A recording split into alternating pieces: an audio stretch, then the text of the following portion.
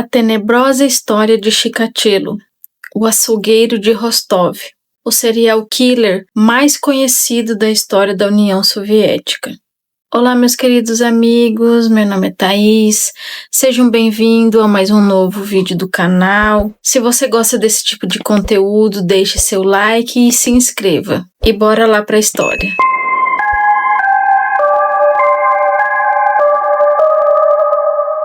Durante anos, o assassino ceifou a vida de mais de 50 pessoas. A maioria eram crianças e adolescentes. Suas práticas de mutilação dos corpos era tão cruel que a polícia chegou a acreditar que ele usava uma máquina agrícola para realizá-las.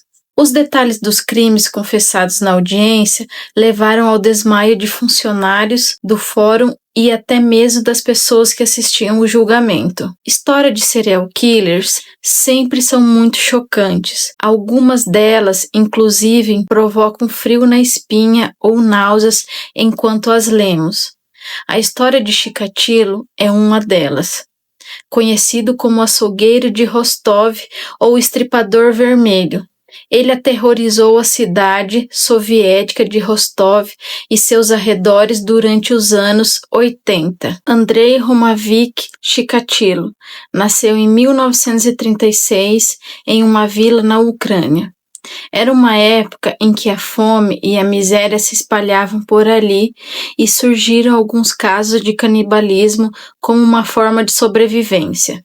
Nesse cenário, ele cresceu ouvindo sua mãe lhe contar histórias sobre seu irmão mais velho, que, segundo ele, havia sido sequestrado e comido por vizinhos. Além da vida de miséria, ele sofria alguns problemas urinários e impotência sexual, o que levou a ser vítima de bullying na infância e acumular muitas histórias frustradas de tentativas de manter relação sexual com garotas da sua idade. Andrei Chikatilo se tornou um homem bastante culto, o que aproximou do Partido Comunista.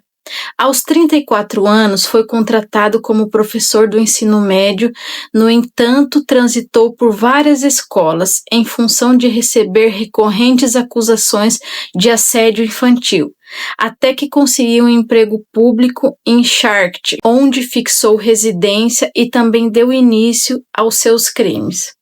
Casado, pai de 2 filhos, diplomado em artes liberais, literatura russa, engenharia e marxismo-leninismo. Ele era alguém que poderia passar sem despertar suspeitas, mas que tinha em seu passado várias acusações de assédio infantil e começava a deixar em seu caminho uma enorme trilha de sangue e horror.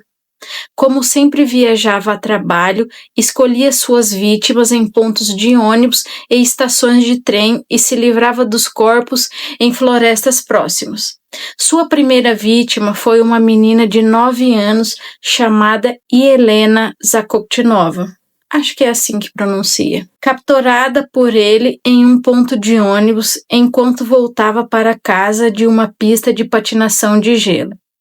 Ela foi morta dentro de uma pequena cabana que Chikatilo havia comprado secretamente em Charkiv. Ele mutilou seu corpo e o abandonou em uma floresta. Assim dava início a 53 mortes confirmadas, todas seguindo estratégias semelhantes para atrair suas vítimas e descarregar toda a sua crueldade.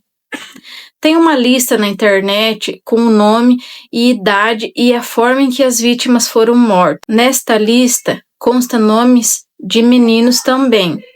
Então suas vítimas não eram só mulheres. Seus alvos preferidos eram crianças e prostitutas.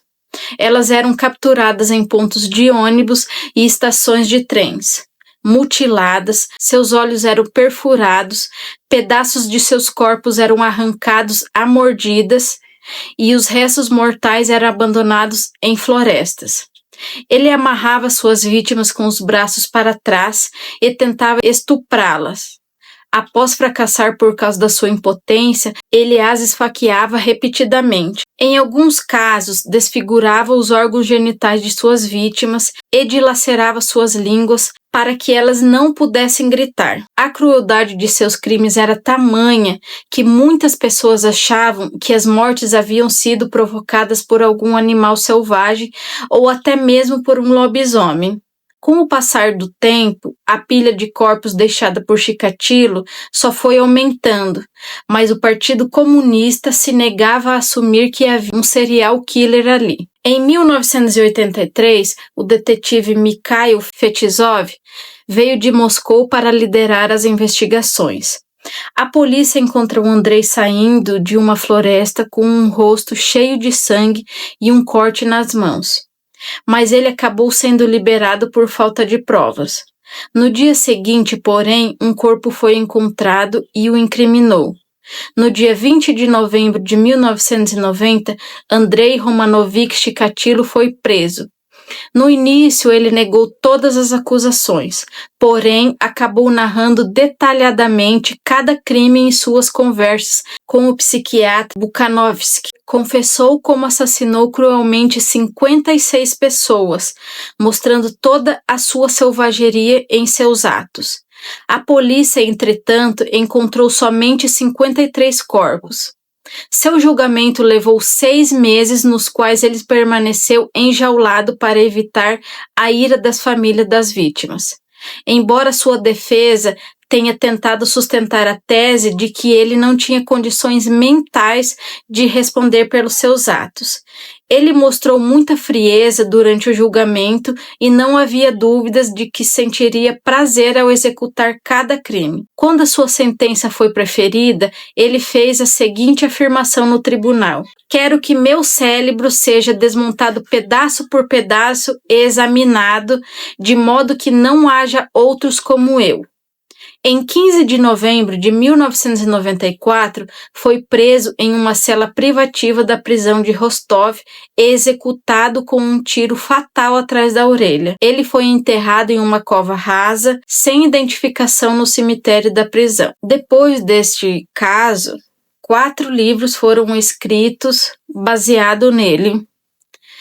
O primeiro foi de Konrad Peter, de 1982. O Estripador Vermelho por dentro da mente do assassino em uma série mais brutal da Rússia, Crimes Reais.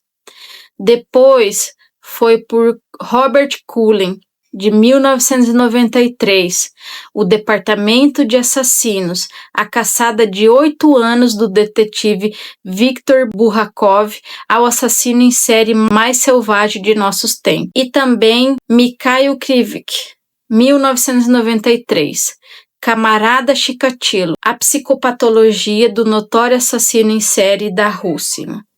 E o último foi por Richard Lowry, de 1993 também, A Caçada do Diabo, a perseguição, a captura e a confissão do assassino em série mais cruel da história. Gente, também tem um documentário sobre a vida dele. E esse documentário vocês encontram na internet, vocês encontram no YouTube mesmo. E é isso, pessoal. Essa é a história de hoje e espero vê-los no próximo vídeo.